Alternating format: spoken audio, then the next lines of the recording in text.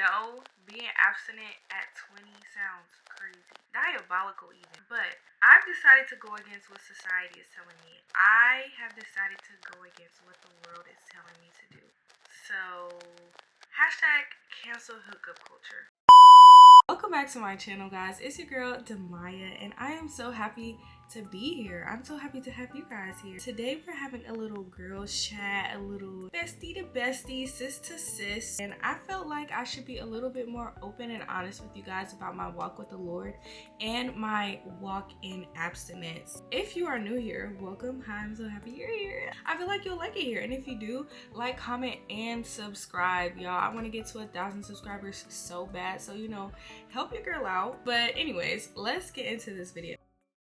This conversation is not spoken about enough for me. I need to see it more, and I want to feel seen. My decision was 100% faith-based, okay? If it wasn't for the Lord, I probably wouldn't be doing this. One thing that God will do, he will show you who you are in him, and he will just pour back into you where you start to realize your worth. And that is why I'm here. That is why I made this decision. My past relationship that I was in, I was genuinely being used. The only thing that was desired was my body. When I would try to cut off sexual interactions, I was broken up with. When I tried to cut it off, or when I was laying down these rules and saying, look, this relationship with God is serious to me and I am not going against it, I was broken up with. And I realized that the men that I was talking to or dating only wanted one thing from me, and I also was coming to a point where I was feeling convicted. One thing I want to talk about, some misconceptions about abstinence and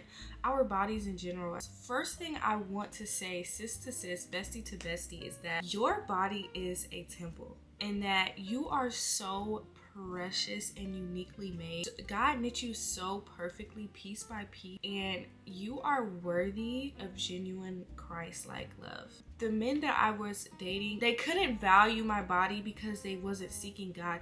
Men will only do what you allow them to do, and men will only value you as much as you value yourself. So when I came out of this situation and out of this agreement that, hey, I'm gonna actually step back and choose myself and deny your access to my body, I then started to gain this new type of empowerment for my body, not just on my own, but by Christ, because he was the one who led me to this decision. I just want to reassure some of you women, your body is so precious, okay? You are a 10 out of 10.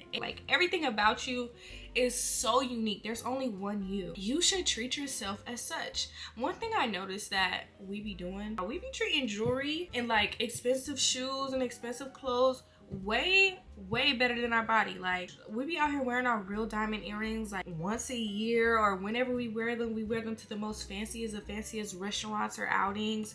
Our clothes, we only wear them one time because I can't be seen in it twice. We ain't walking on grass with our brand new shoes, our brand new Gucci, Balenciaga, whatever's. Why can't we treat our bodies the same way? Be picky with our bodies. Why can't we allow God to be the one who decides who gets to have our body, who gets to see us in that vulnerable way? I genuinely feel like we need to take our power back in Christ. Being abstinent is honestly, it's more than just not having sex, to put it plainly.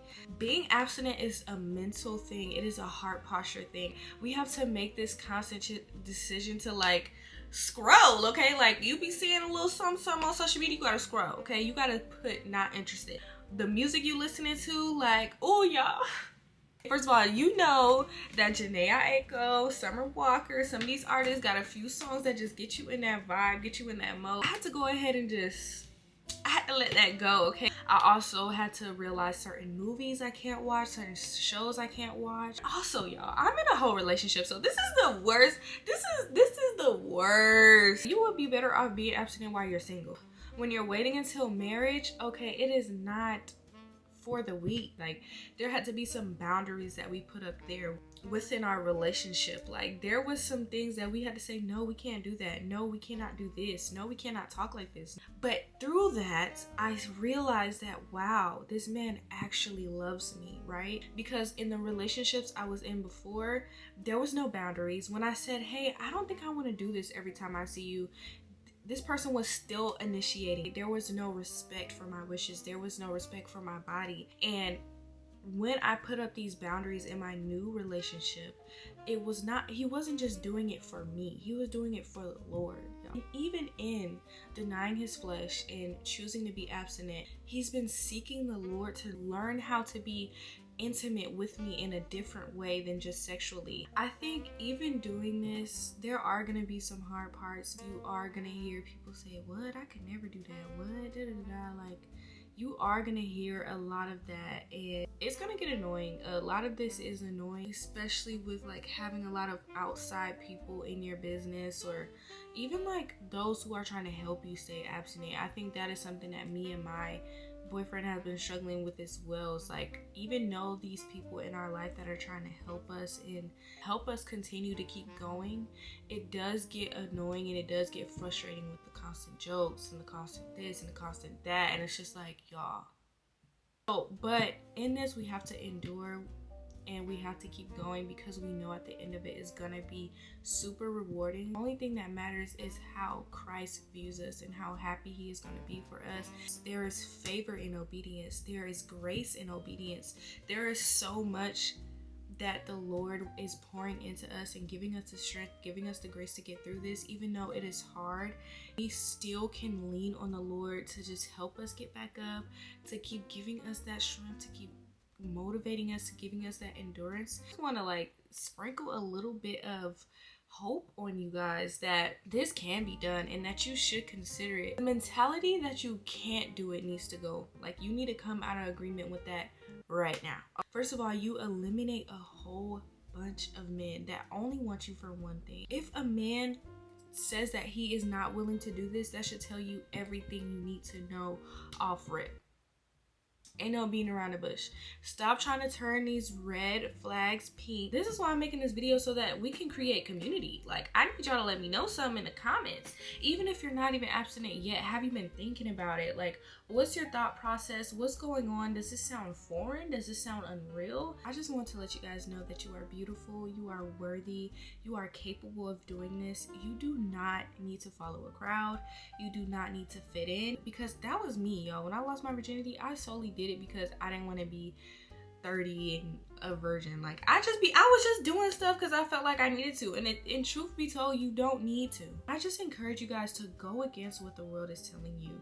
Go against teen pregnancy, STDs, like, go against all of these things. I am not judging anybody that may be living in these circumstances right now, but I'm just encouraging those to prevent it if you can. And if you are in these current situations right now, maybe you are a teen mom, or maybe you had a kid before marriage, whatever the case may be, it's not too late to change your mindset, or change your actions, or just turn your situation into something super beautiful, where you come out super empowered, where you come out a different girl in Christ, because you chose yourself. You chose to keep your body and give it to somebody who deserves it, and the person who deserves it the most is the Lord, because our bodies is a temple, right? And when we go against him, we're sinning against our own body. I pray that you guys would just like consider it. I hope you guys love this video. I'm pretty sure it was very short, but make sure you like, comment, and subscribe, because I love the girlies, and this is a girls place. This is a safe space for all the girlies, and I just hope to see you guys here next week, and bye.